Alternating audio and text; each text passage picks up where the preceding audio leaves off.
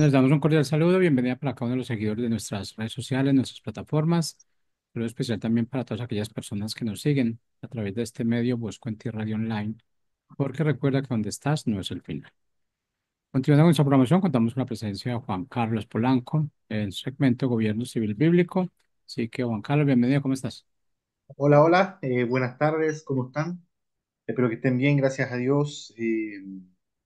Aquí estamos día lunes, ya iniciando ya casi a mitad del mes de marzo, ya estamos a 10 de marzo ya del 2025 y, y de verdad le damos las gracias por siempre estar pendiente con nosotros, siempre estar acá en vivo y los que después nos escuchan por diferido, por dedicarse este tiempo a escuchar y a digerir estos temas que son bien, digamos, bien complicados, ¿cierto? De comprender, de entender cómo Dios actúa. ¿Por qué? Porque la manera en la que Dios quiere que nosotros actuemos va en contra de nuestros impulsos, ¿cierto? De nuestras pasiones. Entonces, sí es un control, es duro, porque a nosotros no, nos choca. Pero la Biblia habla, la Biblia es clara en algunos temas de cómo el gobierno civil debe ser instaurado aquí en la tierra, digamos. Así que de verdad le damos las gracias a todos. Eh, Continuando con lo que hablábamos la semana pasada, estábamos en un proceso de dejar en pausa, digamos, para más que promocionar, podríamos decirlo, dar a conocer, digamos, dar a conocer de dónde nosotros sacamos toda esta información. Puede que ustedes estén escuchando o hayan escuchado en el pasado algún tema que nosotros hablamos y digan de dónde ellos estudian esto o de dónde sacan esto. Y ya estuvimos hablando con nuestra querida codirectora Alba Patricia, estuvimos hablando la semana pasada de la Escuela de Maestros para las Naciones, la MPN, ¿cierto? Vimos todo lo que, cuál es el propósito de la escuela, en qué consiste, eh, en dónde se hace, cuál es el objetivo, cuáles son los temas a tratar y todo, y ahí profundizamos un poco más, digamos.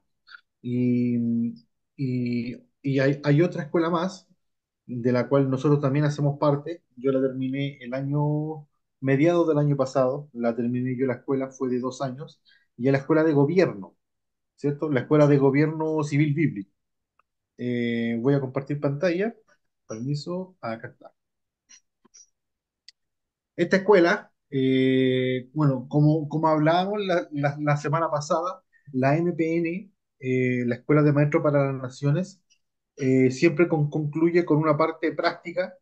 Los que han estado en escuela de Jocún saben que son 3 meses teóricos y 3 meses prácticos, ya se van de cruzada a algún lado o tienen que hacer algún proyecto, para presentar algún proyecto, digamos. Y en la MPN lo que se hace es eso, es presentar algún proyecto, cómo tú lo vas a sacar a la luz y todo eso. En el caso de la escuela de gobierno, esta escuela es un proyecto, es el fruto de un proyecto de la MPN, de uno de los directores de la escuela de la base de Medellín, que es el señor Paulo Filio.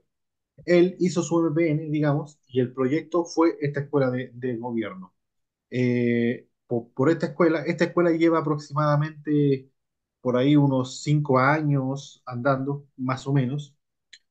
Sí, nació por ahí en el 2019, 2018, si más no me equivoco. Y hasta el momento han pasado personas que hoy en día están influenciando en el mundo de la política.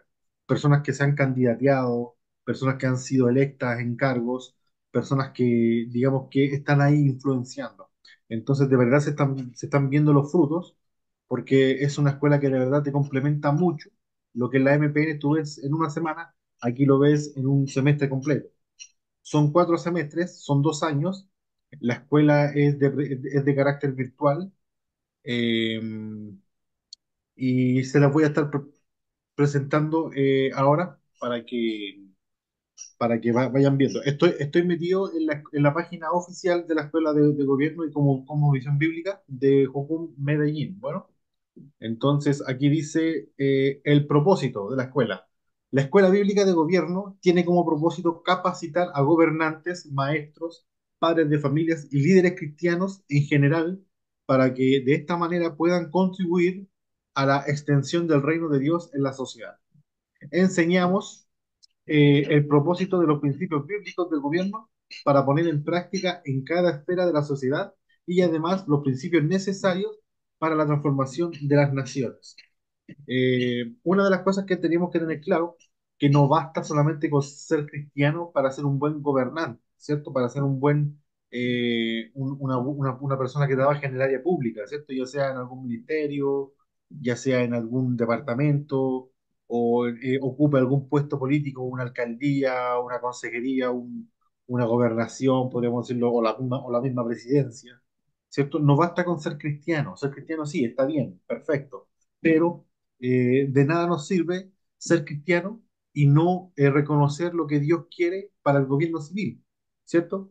De nada sirve decir, sí, sí, yo creo en Dios, pero a la hora de gobernar lo hago a la manera del hombre, a la manera humana. Entonces, esta escuela nos ayuda a identificar cuáles son las cosas que Dios quiere para el gobierno civil y de qué manera el gobierno civil debe actuar, ¿cierto? Hay cosas que hoy día nosotros tenemos confundidas, pensamos que el gobierno está para darnos, digamos, y la cosa no es así. El gobierno no fue creado para, para eso, ¿cierto? Fue creado solamente para un propósito específico que es mantener el mal controlado, ¿cierto? Castigar al malo y proteger al bueno. Y Pablo reafirma digamos, ese propósito lo vuelve a reafirmar en Romanos 13, ¿cierto? Dice, el que hace lo malo que tema, porque no en vano lleva la espada el magistrado, ¿cierto? En ningún momento dice, no en vano lleva el pan para alimentar al pobre, ni lleva el cuaderno para educar al niño, ni lleva el subsidio para dárselo a la persona, no, la espada, la única herramienta que tiene el gobierno civil es la espada y nosotros debemos ser sabios en saber ocupar esta herramienta para la gloria de Dios, ¿cierto? Hay varias cosas que se hablan, principio de inocencia, cuáles son las leyes, cómo deben ser los castigos, se hablan temas como pena de muerte, temas de verdad que son densos para el cristiano común, y aquí se aclara todo eso. ¿Qué es lo que Dios piensa de la pena de muerte? ¿Qué es lo que Dios piensa de la cadena perpetua? Si un ladrón roba, ¿cuánto tiene que devolver? La Biblia nos da claras normas de cómo debe funcionar todo eso, ¿cierto? Entonces, aquí los objetivos. Dice, nuestro objetivo es que al terminar la escuela el estudiante pueda entender cuáles son los principios verdaderos del gobierno para una nación, cómo lidia Dios con el crimen, el modelo económico bíblico. Dios también ahí tiene algo que hablar de eh, economía, cómo debe ser, cuáles son las problemáticas actuales del gobierno y cuál es el papel de un cristiano como ciudadano, entre otros temas, ¿cierto? Y hay algo que nosotros debemos tener claro, y es que nosotros siempre cargamos con dos banderas, con dos estandartes. El primero es el de ciudadano, ¿cierto? Yo soy un ciudadano con derecho a voto, todo. Y el segundo es el de hijo de Dios. Yo soy cristiano, soy una persona que tiene como tarea extender el reino de Dios, ¿cierto? Entonces es el objetivo de todo cristiano. Donde quiera que vaya, tratar de extender el reino de los cielos, digamos. Entonces, ¿cómo hacemos que estas dos banderas comulguen entre sí? Digamos, unidas, no estén en disputa, digamos, no estén en pelea, porque hoy en día eso es lo que quieren hacer. Quieren que el cristiano ande con la bandera de ciudadano a la hora de hacer cosas civiles y la bandera de cristiano déjala en la casa, solamente úsala cuando vayas a la iglesia o si quieres en tu casa cuando estés con tu familia, pero si sales de la casa, ponte la otra bandera, el cristianismo déjalo dentro. Y eso es mentira, ¿cierto? A nosotros, a los cristianos, nos han delegado como ciudadanos de segunda categoría, con este Estado laico, supuestamente, que más que Estado laico es un Estado laicista, digamos, es un Estado que no es arbitrario, digamos, o sea, que es arbitrario a la hora de decidir quién habla qué cosa y quién no. Y nosotros los cristianos hemos quedado relegados en todos los temas de la sociedad. Entonces, una de las cosas que tenemos que hacer es, primero que nada, perder el miedo a hablar de Dios en las esferas públicas, ¿cierto? Si somos estudiantes de la universidad, que no tengamos miedo a hablar de Cristo en frente de nuestros compañeros, en frente de nuestros profesores. ¿Nos van a declarar, a declarar la guerra? Sí. ¿Nos van a querer expulsar? Lo más probable es que sí. Vamos a sufrir ataques, más que de los mismos compañeros, vamos a sufrir ataques de los mismos profesores, porque todo el organismo educativo estatal está hecho para que el cristiano se mantenga oculto, escondido, que le dé pena, digamos, le dé vergüenza decir que es cristiano y sobre todo usar la Biblia como un método de defensa en áreas civiles, en áreas filosóficas, en áreas, digamos, políticas y todo eso, ¿cierto? Entonces nosotros tenemos que perder el miedo a la hora de defender a Dios y lo otro debemos ser específicos, debemos meter a Dios, debemos ser claros, digamos, de cuál es la verdad que defendemos, ¿cierto? Hoy en día estamos viendo personas, por ejemplo, el otro día yo veía y pensaba que el que está ahora con Donald Trump, que son personas que sí, Dios las puso ahí, que están haciendo un trabajo, digamos, de defender los principios de libertad, no solamente de Estados Unidos, sino de Occidente entero. Pero vi una noticia que decía Elon Musk está a punto de tener su 13º hijo con su cuarta esposa. Y hay muchos referentes del conservadurismo que miran a estas personas como si fueran referentes, ¿cierto? Hay muchas personas que están en el mundo del mundo cristiano, conservador, y dicen, sí, hay que tener hijos, sí, hay que tener familia, sí, hay que casarse, pero de nada me sirve, digamos, tener muchos hijos si no los voy a educar en Dios, ¿cierto? Si no los voy a educar en el reino. Y en ese punto, el conservadurismo sin Dios, sin virtud, desde mi punto de vista, es peor que el progresismo y que el humanismo, porque por lo menos el progresismo y el humanismo son enemigos declarados del cristianismo, pero el conservadurismo sin Dios se camufla y agarra principios bíblicos. Sí, tengamos hijos, y claro, un montón de hijos, no importa con cuántas mujeres, pero ¿qué vas a hacer con estos hijos? ¿Se los vas a dejar a quién? ¿Los vas a educar de una manera? ¿Los vas a hacer personas virtuosas, temerosas de Dios? ¿O vas a tener y tener hijos sin preocuparte de nada? ¿Cierto? Vas a crear familia, perfecto. O sea, vas a cuidar a tu mujer, la vas a amar, vas a serle fiel, digamos, o es que en un futuro te vas a aburrir de tu mujer y vas a buscarte a otra más jovencita, digamos. Cambiar una de 30 por dos de 20, ¿sí? Como dicen algunos por ahí. Entonces, el conservadurismo sin Dios puede ser el peor de todos los males. Se disfraza del cristianismo en sí y lo transgiversa completamente. Entonces nosotros debemos ser sabios a la hora qué es lo que Dios dice de la familia, qué es lo que Dios dice del gobierno, qué es lo que Dios dice del hombre, ¿cierto? De uno como hombre, uno como líder, uno como padre, uno como proveedor, como jefe de casa. ¿Por qué digo esto? Porque Hollywood tiene ideas claras de cómo un hombre debe ser, ¿cierto? El hombre rudo, el hombre apuesto, el hombre grandote, musculoso, el que no le tiene miedo, el que no le tiene miedo a nada. El deporte también tiene conceptos de cómo ser, de cómo el hombre debe ser. El mundo tiene conceptos de cómo el hombre debe ser. Y Dios también tiene conceptos de cómo el hombre debe ser. Entonces nosotros como cristianos, bajo qué conceptos y bajo qué preceptos nos vamos a guiar, bajo los que dice el mundo o bajo los que Dios dice. Entonces, esta escuela nos sirve mucho para eso, para tener claros los objetivos, saber qué es lo que Dios quiere y cómo debemos hacer, ¿cierto? ¿Por qué? Porque si yo soy un cristiano y estoy metido en el mundo de la política, como cristiano es muy normal para mí pensar en la justicia, decir que no haya hambre, y es bien, si tú eres cristiano y no piensas de esa manera, es porque no conoces a Jesús de verdad, digamos. Tú como cristiano te duele ver a tu hermano pasar hambre, te duele ver a tu familiar pasar necesidad y todo eso, y tú dices, uy, me gustaría dar todo para que esta persona esté bien y todo eso, pero ese es el método que Dios quiere para que la persona sea próspera de verdad. ¿Qué es lo que Dios quiere? Quiere que el hombre gane su corazón, o sea, salve su corazón o que esté lleno de plata, ¿cierto? Entonces, eh, debemos ser claros en eso, entender, porque ese es uno de los puntos más importantes, digamos. Entonces, sigamos bajando. Bueno, aquí hay una frase de Linda Aguirre, ella es politóloga y tiene una diplomatía de carrera. Ella dice, la escuela bíblica de gobierno ha sido una experiencia enriquecedora y liberadora de todo el secularismo y paganismo que se ha permeado en nosotros a través de los años de formación en universidades seculares.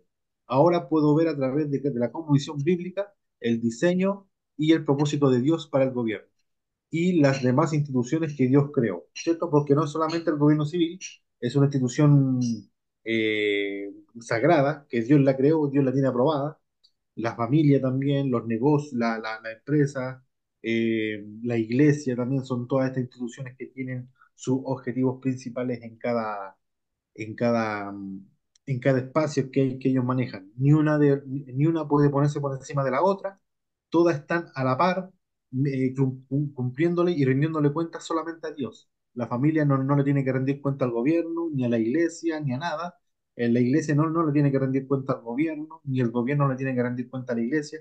Ninguna de las dos tiene que toparse entre ellas, solamente le tienen que rendir cuenta a Dios, solamente es eso, ¿cierto? Entonces la Biblia nos enseña eso, nos enseña que cada institución tiene objetivos principales, tiene oficiales principales, ¿cierto? En el caso del gobierno civil, el oficial principal es el presidente o el monarca, dependiendo del gobierno o del sistema que se maneje. En el caso de la familia, el oficial principal es el padre. En el caso de la iglesia, el oficial principal es el pastor, ¿cierto?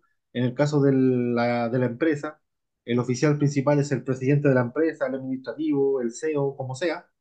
Y cada uno de estos oficiales tiene parámetros y tiene límites que cumplir. Por ejemplo, yo como padre no puedo tratar a mi familia como si fuera un monarca, ¿cierto? Hay cosas. El monarca tiene una pena máxima, que es la pena de muerte. Él puede aplicarla. El gobierno puede aplicar eso. Yo como padre de familia no puedo hacer eso. La pena máxima que puedo es la corrección, la varita correctora. Y hasta ahí llega mi límite, porque ya después es maltrato. Y si yo hago maltrato, digamos, estoy abriéndole las puertas a otra institución como el gobierno a que se meta en mi familia y él maneje de manera externa. Entonces yo como oficial debo tener claro cuáles son los límites, cuáles son los parámetros por los cuales me debo regir, ¿cierto? Un dueño de una empresa, si pilla a uno de sus trabajadores, si pilla a uno de sus trabajadores que está robando, no puede retenerlo y no lo puede mandar preso, no lo puede encerrar en un lado. Eso le corresponde al magistrado, al gobierno civil. Lo que puede hacer el dueño de la empresa es despedirlo, ¿cierto? Despedirlo, ya se terminó el contrato y en el peor de los casos, si ven que robó, llamar a la policía y que la policía se encargue. Pero yo no puedo como jefe de empresa agarrar a un trabajador y darle un escarmiento, digamos, o encerrarlo en un lugar en contra de su voluntad. ¿Por qué? Porque yo no tengo la facultad para hacer eso, ¿cierto? Lo mismo pasa en la iglesia. Un pastor, la pena máxima, digamos, es la excomunión, ¿cierto? Pueden echar a un hermano que pecó, que está en pecado, que tiene conductas inapropiadas, sabe que hermano, hasta aquí llegó, ya no es bienvenido en la iglesia, ¿cierto? Se le dieron muchas oportunidades, pero tampoco puede darle un escarmiento, llegar y golpear a un hermano sería algo absurdo, ¿cierto? Entonces, estamos viendo de que cada institución tiene un rol importante que cumplir, digamos. Entonces, aquí, ¿para quiénes en la escuela? Dice, esta escuela es para individuos llamados a servir a Dios en el gobierno civil, para pastores y líderes comprometidos en educar a la iglesia con los principios de gobierno, para padres de familia y maestros comprometidos con la educación de la siguiente generación que conquistará a las naciones, para líderes sociales que deseen entender cómo transformar comunidades, para comunicadores que quieren adquirir la cosmovisión bíblica de gobierno que se debe transmitir a través de su profesión tanto a las personas, no es solamente para políticos.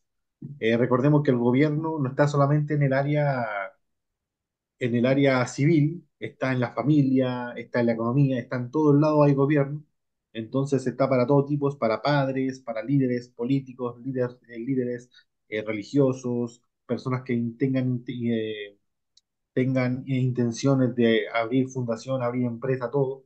Está habilitado para todo tipo de personas. Mis compañeros Yo tenía compañeros que eran pastores, eran abogados, estaba yo, que yo no tengo título profesional, digamos, pero sí me gusta mucho el tema de lo audiovisual, las comunicaciones, el arte, digamos, entonces estaba muy tratando de mezclar el gobierno con esto, y ahí estoy como tratando de germinar unos proyectos, una idea, digamos, pero no es solamente para políticos, es para pastores que deseen, hay gente de ley, gente de abogados, maestros, tenía dos compañeras que eran dos damas ya y eran profesoras de colegio, entonces es para todo tipo de personas, digamos. El contenido, ¿cierto? Y aquí nos vamos a quedar en los contenidos. Eh, en el primer semestre, como bien les dije, son 4 semestres. Todo esto es virtual, son reuniones que se hacen cada 15 días y nos dejan, digamos, tareas y videos que ver y nosotros debemos estudiarlos de esa manera. El módulo número 1 es el mandato cultural. Ahí nos habla todo lo que es lo que hoy se denomina como batalla cultural, cómo debe actuar el cristiano dentro de la cultura, desde el Génesis que fuimos diseñados, digamos, para influenciar en el mundo, para subyugarlo, para gobernarlo, ¿cierto? En el módulo número 2 los fundamentos bíblicos del gobierno civil, ¿cierto? El gobierno civil tiene un origen en la Biblia y hay fundamentos y aquí nosotros los aprendemos, ¿cierto? En el módulo número 3 instituciones de autoridad creadas por Dios y sus jurisdicción, justo lo que yo estaba hablando acerca de los padres, de los pastores, de los presidentes, de todo eso. El módulo número 4 los 10 mandamientos y su aplicación a la sociedad, ¿cierto? Como, como tenemos que darnos cuenta que los 10 mandamientos son leyes cívicas, no son leyes sacerdotales, no son leyes, digamos, de iglesia, son leyes que Moisés le dio a los jueces, le dio a los líderes políticos del momento, ¿cierto? Entonces, módulo 5 poder y forma de gobierno bíblico, también cuál es el poder, digamos, cuál es la forma, todo lo que vamos a ir analizando acerca del gobierno. El módulo 6 el modelo bíblico del sistema penal, cómo Dios lidia con el crimen, ¿cierto? Hay una manera en la que un criminal tiene que pagar, hay una manera en la que hay crímenes, digamos, que son castigados con cierto tipo de consecuencias, otros que no. Entonces debemos ir viendo cuál es cuál, ¿cierto? Y cómo hacerlo. ¿Para qué? Para traerle paz a la persona que sufrió el daño y de verdad traerle un sistema de justicia, ¿cierto? Y en el módulo número 7 economía bíblica para una nación. Hablamos también de economía y todo eso. Bueno, en el segundo semestre hablamos de la historia del gobierno civil. El módulo número 1 dice cómo visión e historia del gobierno civil. Hablamos de la idea principal, la como visión, digamos, cómo se creó, cuál es la historia, cuál es el propósito y todo eso. El módulo número 2 historia del gobierno civil en la Biblia, ¿cierto? Ahí vamos profundizando un poco más estos temas. El módulo número 3 la ley, los jueces, los profetas y sacerdotes y el gobierno civil, ¿cierto? Eh, hoy en día es raro escuchar a un profeta, o sea, cuando dice, viene tal profeta, esto se ve mucho, sobre todo en las iglesias de carácter más pentecostal y todo eso. Dice, hoy viene el profeta tanto, y el profeta comienza y comienza a predecir, ¿cierto? A adivinar cosas, a ti te va a pasar esto, tú vas a hacer así, tú que estás pasando por esto y esto y esto y esto. Pero bíblicamente el profeta era una persona que, para comenzar, sí, tenía una comunión con Dios a tal punto de que era el portavoz de Dios para los hebreos en sí. Pero eh, el profeta siempre estaba en el lado civil, no estaba en el lado sacerdotal, o sea, en el lado del templo, en el lado digamos, de la iglesia. O sea, para eso estaban los sacerdotes. El sacerdote hacía eso, pero el profeta estaba al lado del rey, estaba en el lado civil para amonestar al rey, para decirle, mira, están yendo por mal camino. Si sigues así, Dios va a ver te va a dar una consecuencia, te va a pasar esto y esto, y van a ser esclavos y van a hacer esto. Estaba para acusar, digamos, al rey, al líder político del momento. No estaba encerrado en el templo ni nada de eso, no era nada sacerdotal, era civil el rol del profeta, digamos. Y en el módulo número 4 vemos historia providencial y el avance de la libertad, ¿cierto? Vemos cómo la historia como la conocemos ha ido de menos para más en cuanto a libertad, ¿cierto? Comenzamos en la caída, con Adán y Eva, un acontecimiento que a nosotros nos dio muerte, nos dio esclavitud, nos dio rebeldía, y después de Jesucristo, digamos, hemos experimentado libertad y más libertad y más libertad y más libertad, a tal punto de que hoy en día nosotros vivimos libres, o sea, somos personas libres. Eh, Nuestro continente es un continente libre, está regido por principios bíblicos de libertad, y en un futuro quizás cuando ya avancemos culturalmente, cuando ya tengamos el factor cultural como nación, como continente latino, digamos, cómo vamos a reaccionar, a ser culturalmente, vamos a ser más libres, o quizás nos vamos a apartar de Dios y vamos a ser menos libres, y ahí nosotros tenemos que ir viendo eso, de que mientras más cerca de Dios estamos, más libertad tenemos. En el semestre número 3 hablamos temas de gobierno y cosmovisión bíblica. Dice las tres cosmovisiones que gobiernan al mundo, ¿cierto? Está humanismo, está el teísmo bíblico y está el animismo, ¿cierto? Hay tres. Está el humanismo, que es el que ama al hombre. El hombre es el centro del universo y lo que el hombre piensa está bien. Por el otro extremo está el animismo, que es esta adoración a un ente que no soy yo ni no es Dios, ya sea la naturaleza, ya sea el gobierno, ya sea un político, ya sea un líder religioso, sea lo que sea, pero yo lo adoro a él y quito a Dios del trono y lo coloco a él, ¿cierto? Puede ser una filosofía, puede ser el cosmos, la Pachamama, lo que ustedes quieran. Y está el tema bíblico, de que no estoy yo en el trono ni tampoco no hay nadie más, solamente está Dios, y eso es lo que trae libertad. Vamos a estar profundizando también en esos temas, ¿cierto? En el módulo número 2 están los siete hombres que gobiernan desde la tumba, ¿cierto? Son siete personas que hoy en día tu pensamiento sigue predominando después de siglos de años muertos.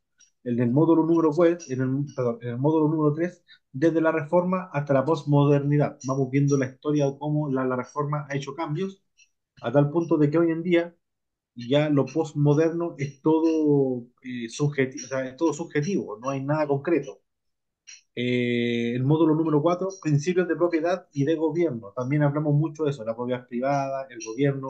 Sacamos mucho a John Locke, lo escudriñamos mucho a ese individuo, una persona que ayuda mucho a entender el tema de propiedad, de gobierno, todo en cuanto al gobierno civil bíblico. Y en el cuarto semestre dice Construyendo Naciones para Libertad. En el módulo número 1 vemos las 5 señales de transformación es de una nación, de una nación, la esfera de la sociedad. Ahí comenzamos a ver las esferas que hay en la sociedad, el arte, el gobierno, familia, hay un montón de cosas que se ven ahí que vamos viendo.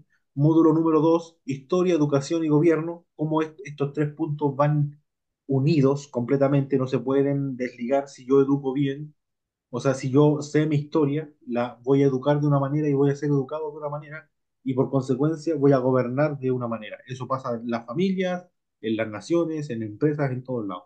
En el módulo número 3 los 7 principios que traen libertad a las naciones. Son 7 principios bíblicos específicos muy buenos que nos ayuda a traer más libertad a una nación. Y en el módulo número 4 el método de las 4 R's, o como le decimos en español, el método IRRR, que es investigar, revisar, repasar y registrar, digamos. El método del pensamiento de investigación bíblica es un pensamiento más para enfocado en maestros. La semana pasada hablamos de esto con la señora Alba Patricio, digamos, y es un método muy, muy bueno para armar un currículo, digamos, un currículo de educación y todo eso. Entonces, la escuela de gobierno es eso, técnicamente. Es una escuela muy buena, nos da muchas herramientas en caso que estén interesados, quieran